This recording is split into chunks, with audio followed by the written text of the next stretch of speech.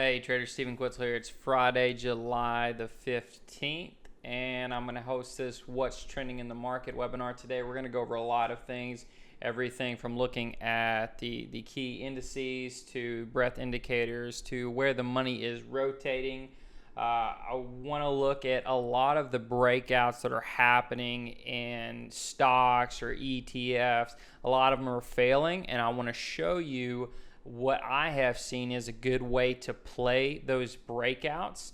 We're going to look at a lot of examples today. So it's looking like the market here. I'm here at Stock Charts. It's a free tool for everybody unless you want to buy the subscription. By the way, it's like $20. I highly recommend. There's a lot of stuff in Stock Charts. So right now it looks like, the Russell 2000 is actually the only thing holding up, but it looks like the Nasdaq, S&P, everything's pulling back a little bit, which that's okay. I think that's very healthy because the market has really gone straight up. So I'd really kind of like to see it ease back a little bit. Now, will it ease back in above or below average volume? We don't know yet. But I think a pullback is definitely healthy at this point. Now let's go look at some of the charts. Okay, so you got the QQQ right here. Actually, this looks a lot like the Nasdaq, so I'd rather kind of just go to the Nasdaq or the S&P 500. Let's start with the S&P 500 daily. Okay, so you've probably seen me draw this chart a lot, but you have the market. We all know by now the market broke at an all-time high. So you have the sideways trading range, and then a breakdown, double bottom, breakout, get into another trading range, breakdown, double bottom, breakout, and now we had another trading range. Now here's what's really interesting about this chart right here, and I am, excuse me, here, let me kind of get this centered right here. I am a big fan of when something starts to do what it hasn't done before, you really need to take notice and pay attention. Now, you have the Brexit right here that completely shook a lot of people out, including me, but I was mostly in cash. Shook a lot of people out, then just completely has been on a tear ever since.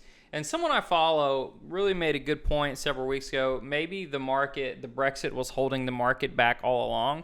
Maybe the market wanted to go higher, but it just wanted some clarity on the Brexit, so it sold off and then immediately went higher. Now, you can see there were some heavy volume days. When the market rolled over, the volume hasn't quite picked up yet for the most part. But one thing I've noticed, and we'll look at that here in a minute, when you have uptrends, especially on weekly charts, you don't have to have these skyscraper volumes in the major indices. And I've looked at trends, and a lot of people say, oh, well, the volume's not there. Technically, the volume, I've seen enough trends where the volume is just not skyscraper. It doesn't have to be there, so I'm not really too worried about it. If it was an individual stock, it might be a different story, but I'm not too worried about this. But right now, the market, the S&P 500 broke to an all-time high, and you have to respect that. Whether it's a shakeout and it rolls back over, that's another story. But what happened was it came down. It really tested this 2000 level, right? The S&P 500 went to 1991, put this little tail on. This wick literally probably ran out a lot of stops, got shorts on board, and then you have this massive covering rally, and then it's showing that it's more than just a short covering rally. Does this have legs? I don't know, but one thing, and we're going to talk more about breakouts. Just because the S&P broke to an all-time high doesn't mean it's going to go up 20% from here. And that's something we're going to look at. But what I would like to see happen is since it's gone straight up, and you don't ever really want any kind of market to go straight up, because then you're like, wondering when you're going to get shaken out of something. I'd like to see a pull back and a test of this green line right here, this rising 20-day EMA, and find support and a bounce. So I want it to kind of ease in, find support, and that will continue its uptrend. If it doesn't find support, it's going to fall back into this trading range. But if you look at what happened the last two trends that worked, right? You have this trend, you have this trend, you have, breakouts that happen, you have several tests of the 20-day for it to continue.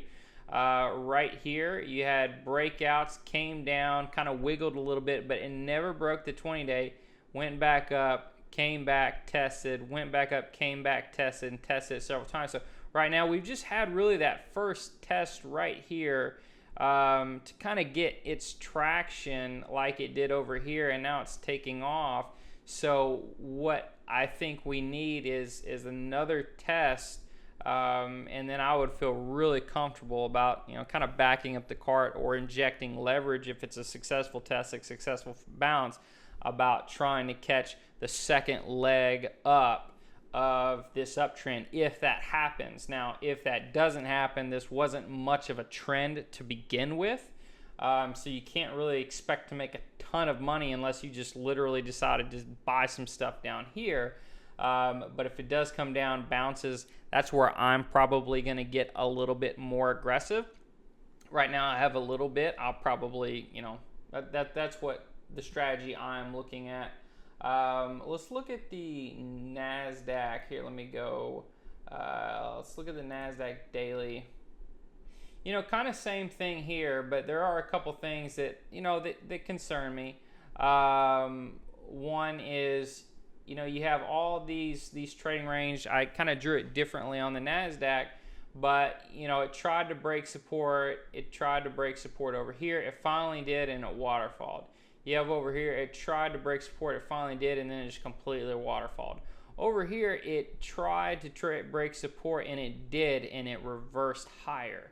So again, you know, something different has happened, but you can see that the Nasdaq is not really that close. It's still quite a ways away from hitting that all-time high. So we definitely want the Nasdaq and the Russell 2000 to catch up.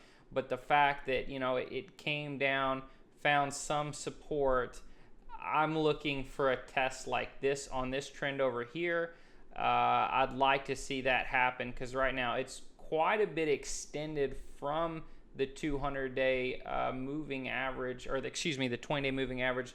So if I get that successful test, I'm going to get a little bit aggressive to see if it can take, you know, finish the job, and if it doesn't, I'll have an immediate stop under there. So, you know, one thing that continues to concern me is, since really early December of 2015, that the Nasdaq has underperformed the S&P 500, and when this line is trending down, doesn't mean the Nasdaq's going down, doesn't mean the S&P 500 is going down. What it just means is the Nasdaq is underperforming the S&P 500, and in a healthy bull market, you definitely want to see the Nasdaq, the more growth oriented, the more technology oriented names, you want to see that lead.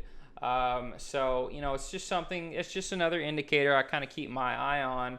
But as far as the indice goes, I really do think a good game plan is, if we do get that test, that's a good way to jump on board, because the Nasdaq did break above this 5,000 level, which has clearly been resistance, and now we'll see if it finds support, and we'll just kind of go from there. Now, if you look at the Nasdaq on the weekly chart, you can see we are still in the trading range, right? The high of 52.31. It looks like we're about 4 or 5% away from the all-time high. I'm just kind of going off the top of my head, but this trading range really started, you know, March of 2014. We've been in it for a very, very long time. But within this trading range, we've had a breakout. Now this is the weekly chart. You had the flush out low, right? Looks good, shook everybody out of their positions, and now it's starting to trend higher. And as we can see, you know, we're in week 3, and it feels like the market's gone straight up. It can go straight up for 2 to 3 months in a row when you get these massive, massive rallies. You don't know if you're going to get one of these where it goes up 2.5, 3 weeks and then rolls over, or if you get one of these. That's why I think during these rallies, the Nasdaq and S&P 500 tend to hold the 20-day. So if, you know, you're looking for entries, if you get somewhere close to that, if you're trading the indices, that would be a good entry if it finds support. So, but still in the trading range. I know it's kind of frustrating. Okay, consumer discretionary versus consumer staples, and what this means is discretionary stocks versus staples. You know, your cigarettes, your alcohol, your cereal, your toothpaste, your recession-proof stocks. So you got this black and red line, and what this means is when this black and red line is downsloping, it means that defensive stocks are outperforming. It means aggressive stocks are underperforming. So, and then you have the gold line, which is the S&P 500 overlapping it.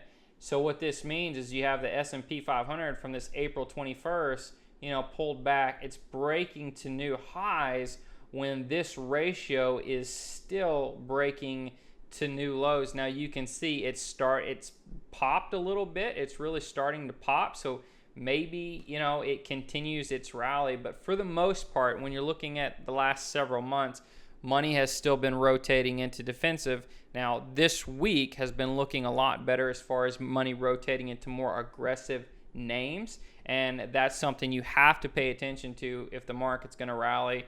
It really needs to go into the right areas for you to feel comfortable for this to be a more sustainable trend. But we'll kind of take a look at that. You go down here, the TNX, the Treasury yield, it's starting to perk up, which means bonds are being sold. They can only go to one place, and that's the stock market. So I'd say that's a positive, right? And you can see a lot of these indicators are trending up with the kind of the bottom in the beginning of July with all those breakouts. So you can see this is the New York Stock Exchange, the NYSE, percent of stocks above its 50-day moving average. It's been trending up. It's close to 80. It was back at 90. I believe that was before the market kind of went into a trading range. So we're not quite back above where it was, but you know, I think the indicator is moving in the right direction. And then you have the Russell 2000 versus the S&P 500. If the line is moving higher, that means the Russell 2000 is outperforming the S&P 500. So for the most part, we're getting back up there close, but it's starting to trend lower over the last couple days. So really just something to keep our eye on. You know, I think for the most part, a lot of these key indicators, the breadth indicators, the Treasury yield, and some of these other things, they are okay. You know, they're not flagging really bad alarms. But I'd say over the last 2 months, this is a big red flag for me. It doesn't mean that I won't, you know, go fully invested, because I will. But I'm going to continue to watch this, because if the S&P pushes higher over the next couple weeks and this just completely rolls over, I might sit still as far as making new purchases. Doesn't mean I'm going to sell everything, but I'm going to be watching this just to see where the money is flowing. So let's look at the S&P breadth indicators. So right here you got the S&P 500, you know, this is the weekly chart, by the way. You can see right here, this is a weekly chart. You see it's breaking out. It's pulling in a little bit today, but I mean, it's nothing to be scared about. But you can see there for a while, the breadth indicators kept trending lower, right? This is the percent of S&P 500 stocks above the 20-day, the 50-day, and the 200-day. It's starting to get back up to this point, right? But again, the fact that the market is you know, probably 2 to 3% higher, and the breadth indicator is still, the percent of stocks that are participating is still lower than it was right around here, is kind of a head scratcher. Again, it's moving in the right direction. I really want to see it hold, you know, up in this area. If this rolls over and the market moves higher, again, that's something to be aware of. Right now, I would just kind of, you know, take this for what it's worth. It's not super bad. It's not super good. It's just kind of hanging in there. But again, we're looking, you know, when I'm looking for divergence, I'm really looking for pretty big divergences, because you can always find a divergence here or there, whatever the indicator. So I really just look at sector rotation and breadth. You know, is the sector rotation going where it's supposed to be going? Is the breadth, you know, a majority of the stocks participating? For the most part, I would say they are, even though they haven't hit this April or March high, but it's getting close. So we'll just kind of have to wait and see. But I'm not sounding the alarms right now. It's kind of somewhere in the middle. let's go look at what the market is. Let's go look at the sector summary, and let's go look at what some of the stocks are doing today. You can see materials and utilities.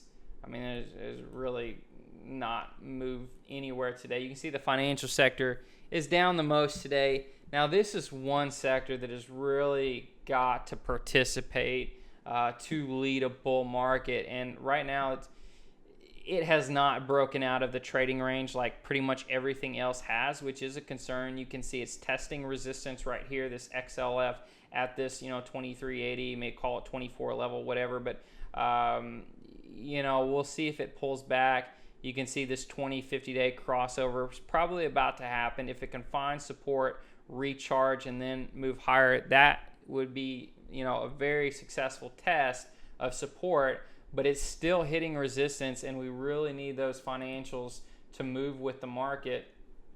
Cyclicals are down today, but one day is not a big deal. Let's look at what's happened this week. This week has been positive. You can see utilities and consumer staples, more defensive areas, or towards the bottom. Excuse me, I'm going to take a sip of coffee. Got to wet my beak there. Financials, for the most part, industrials and materials are towards the top.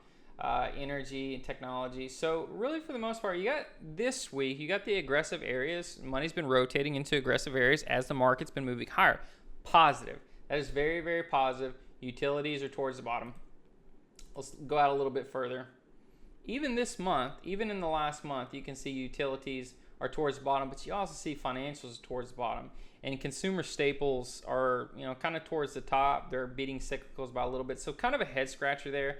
But the fact that utilities is towards the bottom, that's really, I would say that's really the benchmark for where money flows into, the utilities and the staples. If the market is headed for some trouble, or if, the institutions think that it's not going to go too much higher, they're really preparing for the worst. But, for the most part, I would say money, outside of the staples and the cyclicals indicator that I showed you, money's been flowing into decent areas over the last month. But technology is still lagging. Financials are still lagging. So kind of really have a hodgepodge here. So it might just make more sense to look at it week by week. I'd say the last week is looking pretty good. Okay.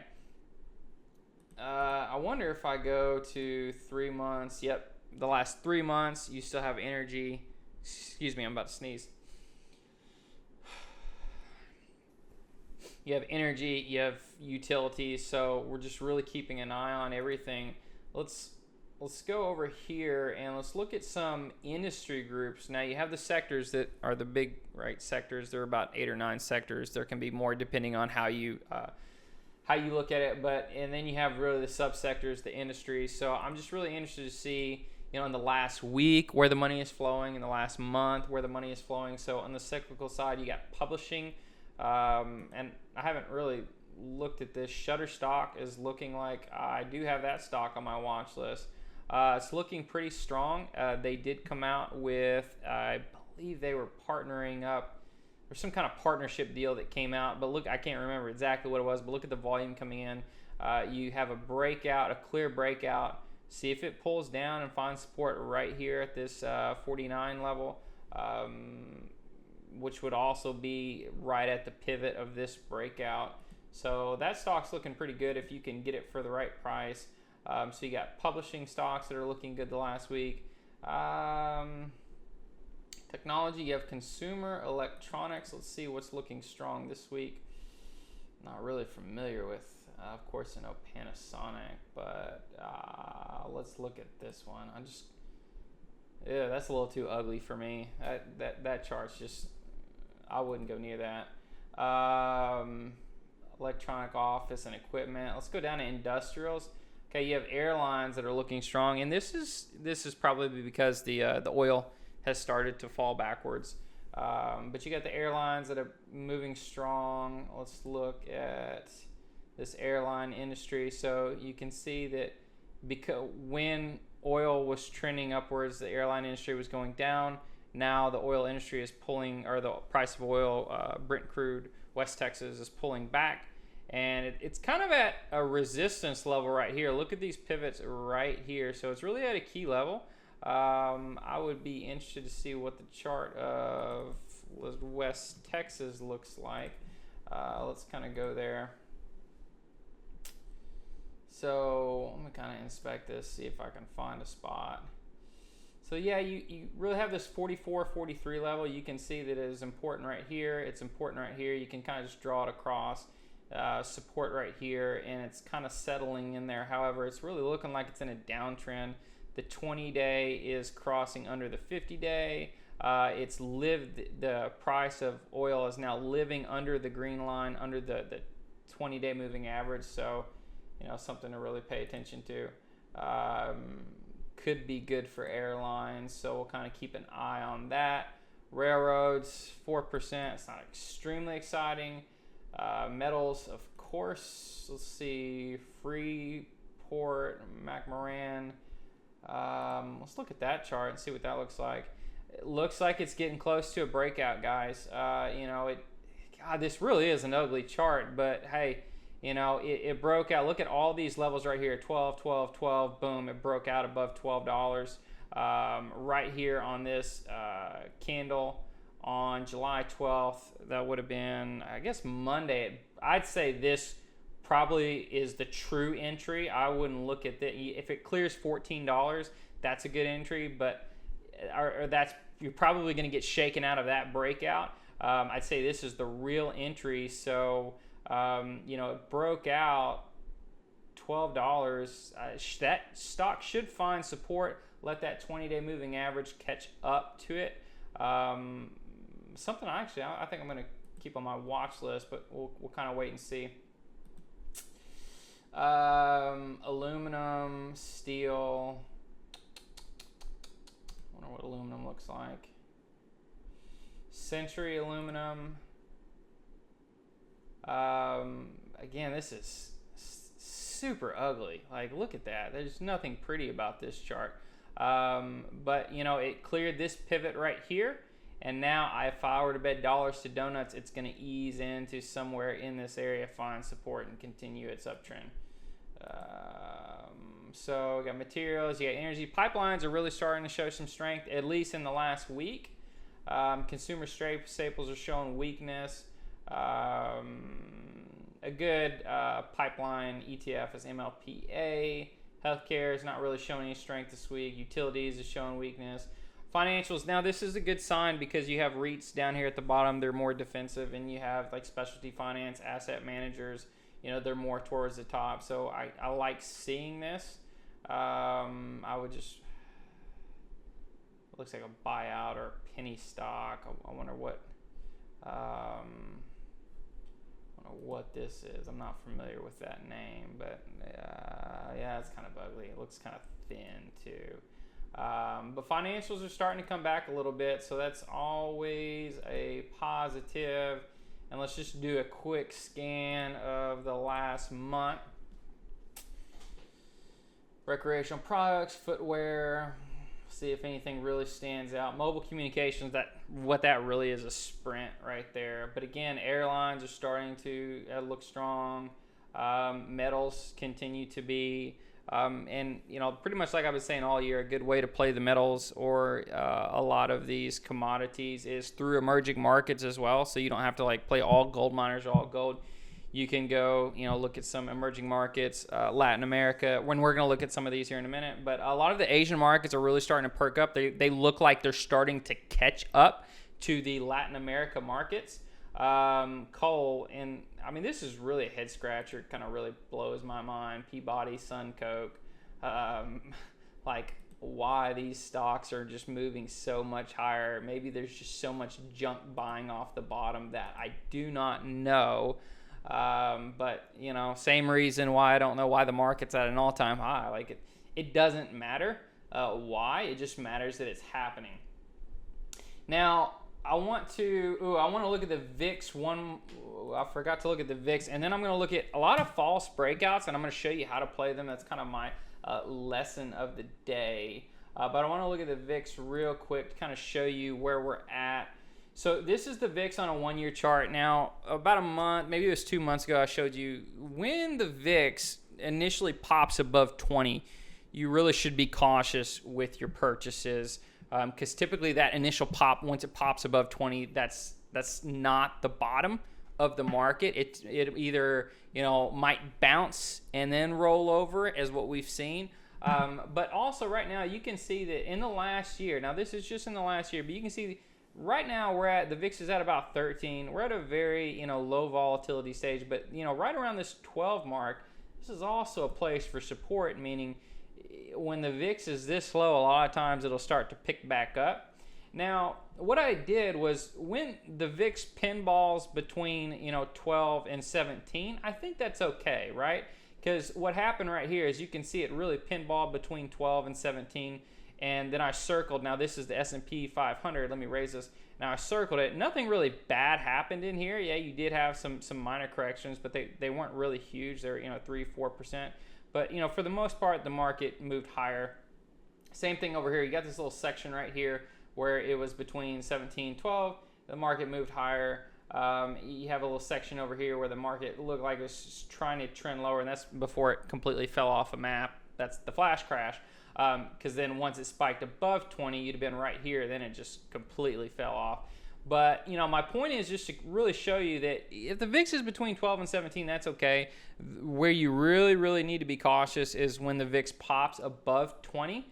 But also, the VIX has found support at 12 over the last several years. It's not an exact number. It's not an exact science. But, this is typically a spot where the market might just ease back a few points. So I would just be cautious on, loading up the cart right now. I do feel the market could pull into the 20-day moving average. Like I said at the very beginning, I think that is a great entry to get aggressive. If you're trading the indices, if you're trading stocks, depending on the kind of trading you're doing, it might just not matter as much. So we'll kind of see. But I just wanted to kind of show you this because I thought this was kind of interesting. Now, I'm a trend follower, which obviously there hasn't been a lot of trends. We're not in a bull market. I also buy breakouts typically, and a lot of growth stocks, like high earnings type stocks. A lot of breakouts work during bull markets. Well, I've been finding like a lot of the breakouts, they haven't been completely failing, but they haven't been working either. So I want to look at some charts of what I think have been false breakouts, and just how best to play them. And let's just start. And I'm not saying they're completely false breakouts. But I don't like to give a stock too much room to hang. But, it's something like here. If I annotate this chart of Brazil, right, and you have this breakout right here. So a lot of times what I'm seeing happening in this market, so this is information you can take and use if you are buying breakouts and you're finding out that they're going up a few points and just really not going up from there. What I'm finding a lot of times is they're breaking out of these consolidations, whatever it is, going up 3-4% and then pulling back below the pivot, but they're pulling back into the closest moving average. So, 20-day, 50-day, whatever the case is, and they're pulling back, they're finding support, and then they're taking off. So what I'm trying to say is this isn't your entry, but if you're looking through some charts and you see the breakout, then you see the pullback to a moving average, that's your entry right there. Because breakouts are not just breaking out, going sideways, and then taking off. Some of them are, but they're far and few in between as far as growth stocks go. Because you want to, I learned something. I had an interview with Brett Rosenthal with Rosenthal Capital a few weeks ago, and he really put in perspective in a good way, right? You want the institutions, the day traders, right? They're market makers, right? And individuals like us, depending on how we trade, we're takers. So you got makers and you got takers. The takers are the ones that buy the breakouts, right? The makers are the ones that sell the breakouts, right? So they're selling it to us, right? But what's happening is they're not continuing because we're not in that bull market. So a lot of times when you see a breakout, unless just the volume is so undeniable, right? The volume is so undeniable. Like there are some stocks that are just such high growth stocks. The volume is so high, like 500% above average on the breakout. Unless you see that, a lot of times you'll see that pull in below the pivot. There's your entry right there. So I have so many examples that I want to show you.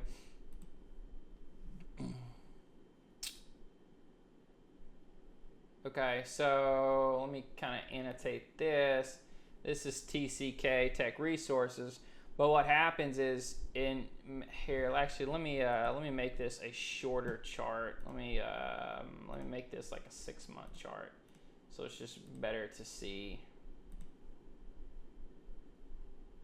Okay, so let me annotate this. Now you have right here, you have a cup in this stock. You have, whoops, now let me undo that. Just get trend line going. Okay, you have a cup, you have a handle, right? You got a handle, there's the pivot. So, and just like this, you have a stock, it broke out, it completely it broke out for a day, it completely pulled back to that 20-day moving average, and then the stock took off. So again, whoever was buying the breakouts, they were a taker, and the makers were selling it to us, and then it pulled back. There's your entry. So a lot of times when you see these breakouts, you see the pullbacks right around support. That is the best entry in this market, I think, if you're a breakout buyer that you can find. So just really keep that in mind. And I have so many examples. I'm just gonna keep pounding this away. So let me look at now this is CRM. This is a stock that I like. But let me kind of, okay, so let's see if I can do a 1-year chart. Okay, so I'm going to annotate this. I'm going to use a trend line. Look, you have this breakout right here, right? Really a V shape, and you don't want to buy V-shaped patterns, because I mean, you would want to buy this pattern within the pattern, right? This little sideways action, that would be a buy. But look what happened. Like, it broke out to an all-time high, right? The makers were selling it to us takers, and then it completely just pulled back. Now, it didn't find support at the 20-day moving average. You want to make sure it does find that support and it has a bounce, right? So you might want to wait for that confirmation day. But look, since it went from 52 to 80, it didn't find support right here. It came all the way back to the 200-day moving average. There was your entry. Of course, that was at the bottom of the flash crash, Brexit, and I wasn't buying anything. And then, of course, it just completely bounced off that support, and now is looking like, I mean, you could probably, if you wanted to draw a really ugly cup with handle pattern right here, right there with the breakout right there. So now it's starting to ease back. So I want to look at a couple more examples.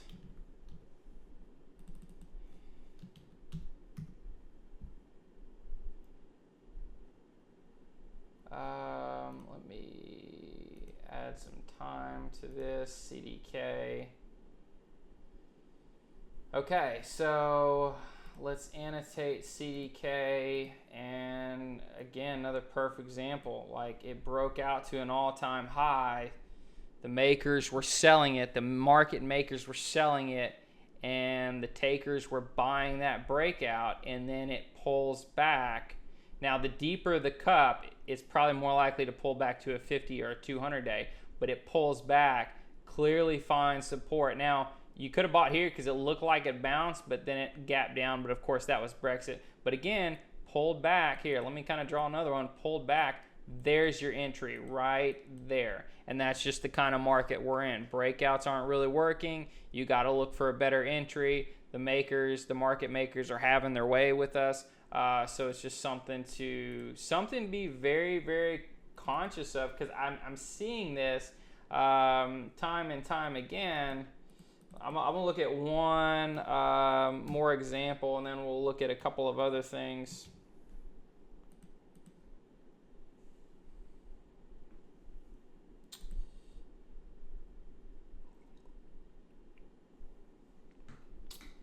Okay, you have match group right here.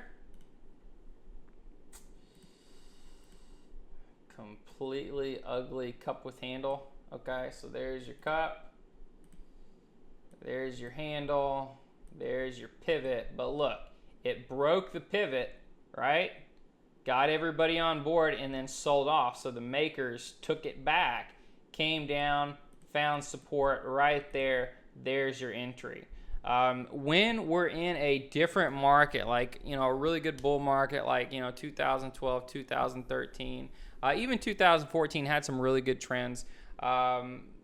This won't necessarily be the case, but when you're in a market like this where breakouts they're getting a few points and then they're pulling in, don't get too discouraged, because you're going to want to find out where it pulled in and then take a stab at that support. And if you buy, within 2 to 3% of the support and you put, the stop right under it, who cares if you're out 3-4% on a position, whereas, you might have to give a stock 8 to 10% on a breakout. The risk reward is just better for you if you can buy close to that support, because the breakouts. Now, there are some Chinese stocks right now that are breaking out and not looking back. But for the most part, most stocks I'm seeing are looking like this. So, right now,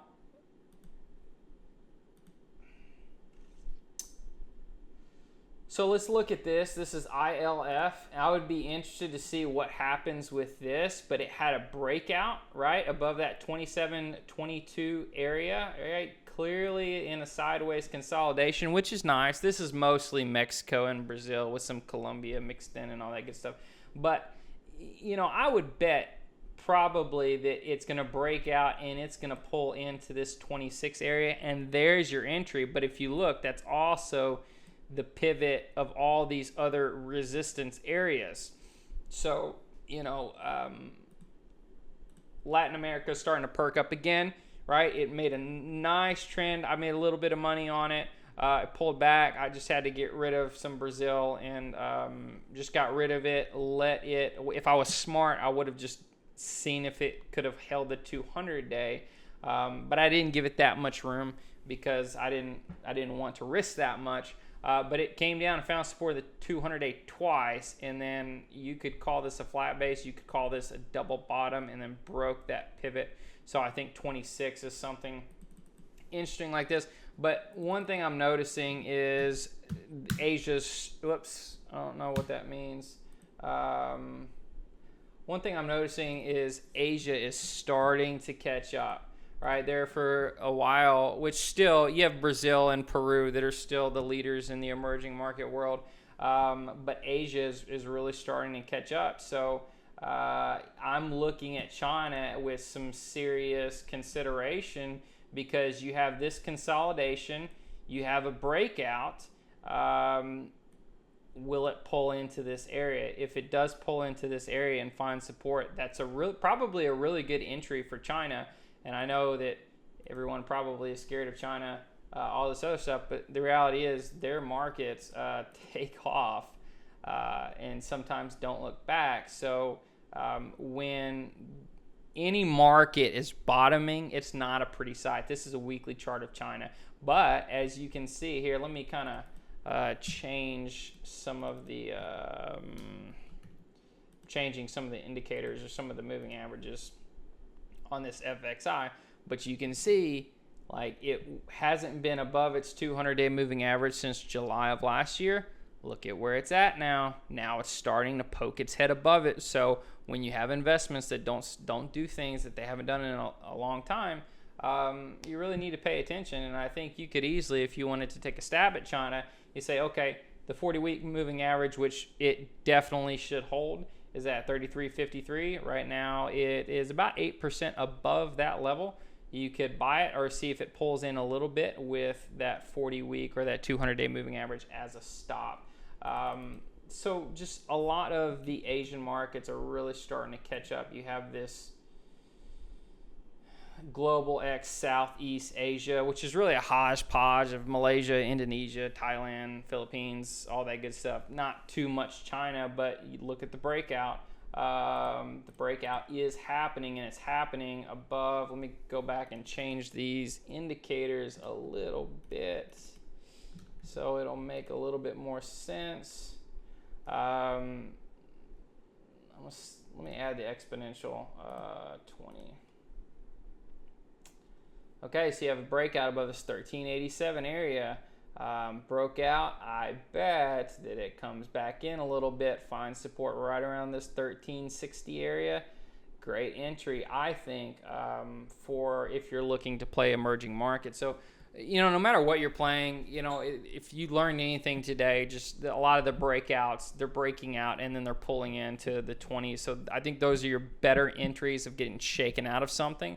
Now, if you give a stock a lot of room and you don't really care if it goes down 10% and turns around and goes back up, that's fine.